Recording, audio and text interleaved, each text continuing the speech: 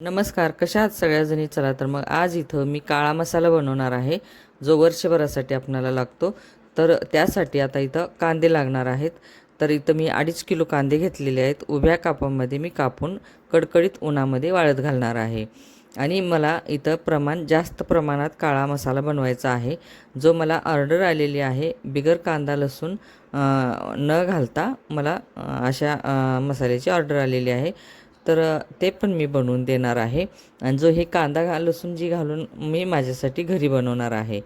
तर चला कांदा वाळत घालायचा आहे आणि आपल्याला आता मार्केटला जायचं आहे. कारण कांदा चिरून हे 2 ते 3 दिवस अगोदरच प्रोसिजर करायची आहे त्याची. तर आता इथं मिरच्या आणायच्या, बघूनच पारखून कशा आपल्याला लागतात. जास्त तिखट नाही, जास्त फिक्या नाही आणि योग्य प्रमाणातच आपल्याला बघून घ्यायचं आहे. इथंच मसाले पण मला मिळालेले आहेत, कारण जिथं मिरच्या होत्या ना तिथंच मसाले पण होते. तर मी मिरच्या मसाले सगळे घेतले आहेत. प्रमाणामध्ये जेवढं लागतं तेवढंच घेतलेलं आहे. धने पण 1 किलो घेतलेले आहेत.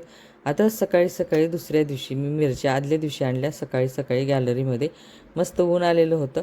उन्हामध्ये कडकडीत मिरच्या वाळवून घेतलेल्या आहेत.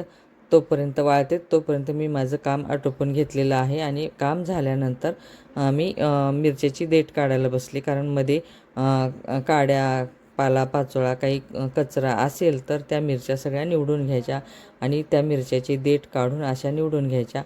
आता झालेल्या आहेत मिरच्या, देठ काढून वाळवून झालेल्या आहेत. आता एका टोपल्यामध्ये मी एकत्र करणार आहे, कारण सगळ्या मिरच्या आता भाजून घ्यायच्यात, कारण 5 किलोचा मसाला मी बनवणार आहे.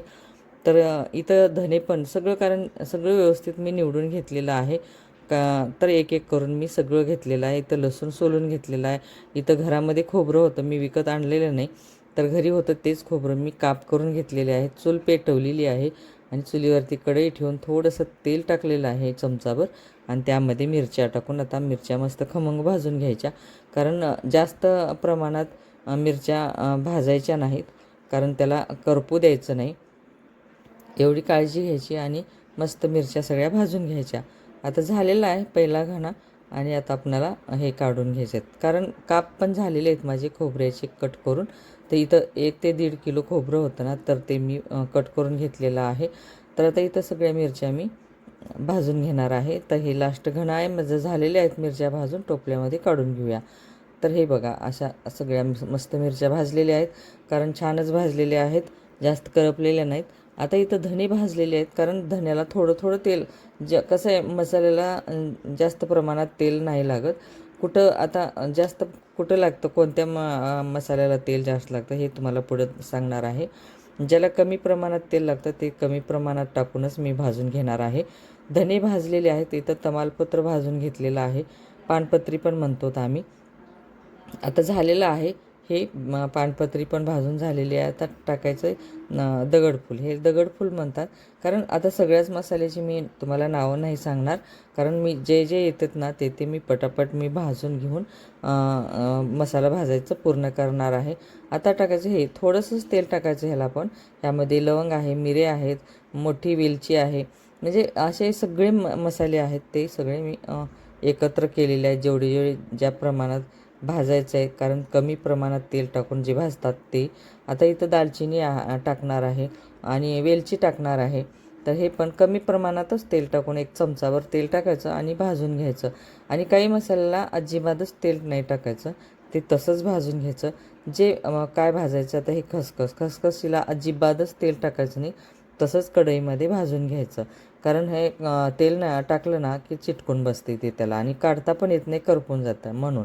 तर ही मेथ्याला पण थोडंच टाकलेलं आहे, अर्धा चमचा तेल टाकलेलं आहे, ते भाजून घेतलेलं आहे. तर आता इथं जिरे, शहाजिरे ह्याला नाही टाकायचं तेल, ते पण खमंग असं भाजून घ्यायचं. कारण चुलीचा जाळ जे आहे ना, चुलीचा जाळ कमी प्रमाणात करायचा आणि हे भाजून घ्यायचं. झालेले आहेत सगळे मसाले भाजून. आता जे तेल जास्त टाकायचं आहे ना, ते आता कुठले आहेत, ते इथं हळदीचे खोंब आहेत ना, ते मध्येपर्यंत सगळे तळून निघायला पाहिजे, म्हणून त्याला थोडंसं जास्त तेल टाकायचं. आणि आता सुंठ आहे ना, सुंठ पण आपल्याला तसंच तेलामध्ये तळून घ्यायचं आहे.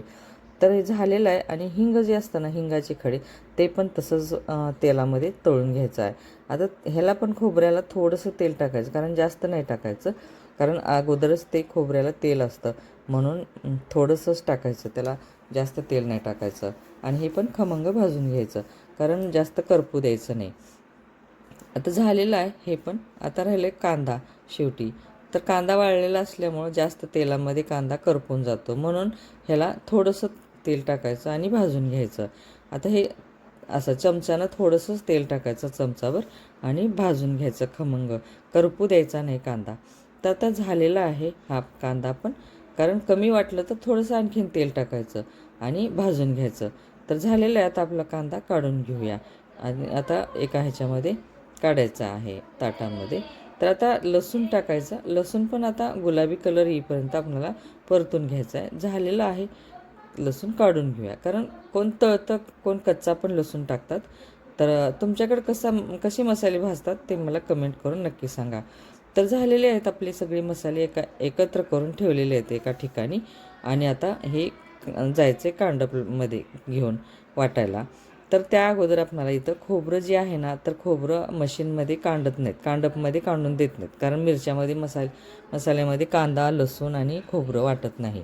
ते घरी बारीकच करून घेऊन जावं लागणार आहे. तर कारण मी सगळ्याच ते मसाल्याला कांदा आणि लसूण टाकणार नाही ना, त्यामुळं मग मी घरी वाटलं आणि बाजूलाच घेऊन गेले. इथं खोबरं पण वाटलेलं आहे घरी आणि कांदा आणि लसूण पण वाटून घेतलेलं आहे. तर ते सगळं मी तिथं घेऊन जाऊन मिक्स करणार आहे. कारण आता इथं कांदा आणि खोबरं एकत्र केले ना, थोडं घेतलेलं आहे आणि खोबरं बाकीचं जे आहे ना, ते बाकीचं खोबरं पण दुसऱ्या ह्याच्यामध्ये घेतलेलं आहे. ते तुमच्या ह्याच्यामध्ये आलेलं नाही, व्हिडिओमध्ये आलेलं नाही. तर कारण खोबरं वेगळं घेतलेलं आहे. आता इथं सगळ्या मिरच्या एकत्र वाटून घ्यायच्यात, कारण एकत्र होत नाहीत ना, जास्त मिरच्या असल्यामुळे एकदमच वाटत नाहीत. दोन ह्याच्यामध्ये वाटणार आहे मसाले पण आणि ते.